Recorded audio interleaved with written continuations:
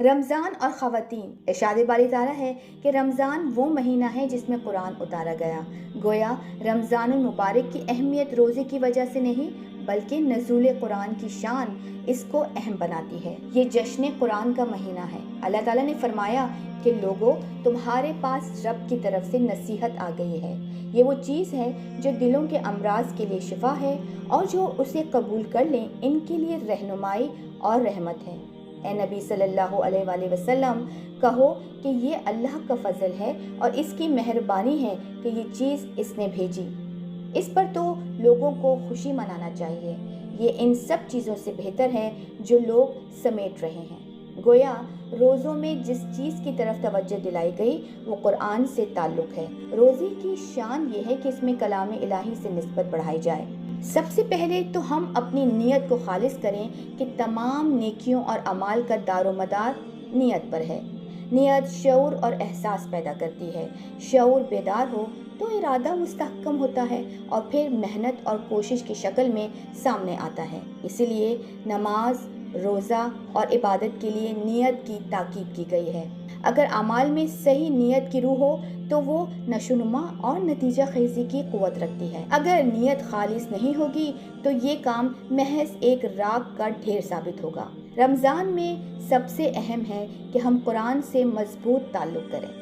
ویسے تو ہمیں سارا سال ہی قرآن سے مضبوط تعلق رکھنا ہے، لیکن خاص طور پر رمضان کے مہینے میں قرآن سے ایک مضبوط تعلق ہونا چاہیے۔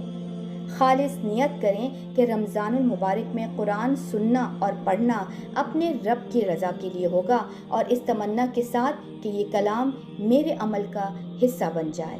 یہ بھی رمضان المبارک کی ایک تیاری کا حصہ ہے کہ ہم پہلے ہی سے یہ سوچ لیں کہ کتنی مرتبہ ہم نے قرآن پڑھنا ہے۔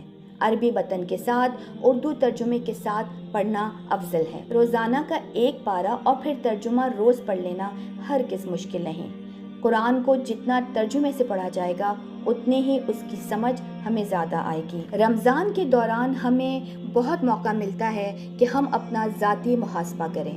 رمضان المبارک کے آغاز پر ہی ہم کوئی اچھی عادت اپنانے کا ارادہ کر لیں، کوئی ایک بری عادت چھوڑنے کا سوچ لیں اور پورا مہینہ اس پر عمل تو کریں۔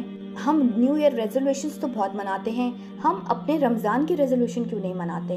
ہم کیوں نہیں رمضان سے پہلے ہی سوچ لیتے کہ ہمیں کوئی نہ کوئی ایک بہت اچھا اور ایسا کام کرنا ہے جو ہم شاید سارا سال نہ کر پا رہے ہوں۔ جس طرح ہم ہر وقت کوشش کرتے ہیں کہ اپنے ظاہری لباس کو خوب سے خوب تر بنائیں، اسی طرح تقویٰ کا لباس بہترین سے بہترین بنانے کی کوشش تیز کر دینی چاہیے۔ قرآن کی تلاوت، اسلامی لٹریچر، نوافل، خیرات، نیکی کی جستجو، ذکر اور دعا، قیام اللیل، شب قدر، اعتکاف اور اللہ کے بندوں کی مدد، یہ وہ چیزیں ہیں جو تقویٰ کا لباس بنانے کے لیے ہمیں درکار ہیں۔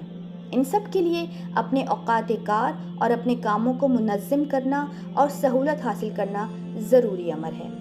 خواتین کا جہاں تک معاملہ ہے تو رمضان المبارک کے استقبال کے لیے ہم جہاں گھر کی صفائی خوب توجہ اور خاص محنت سے کرتے ہیں، کچھ ایسے ہی صفائی ہم اپنی روحانی دنیا کی بھی کر لیں۔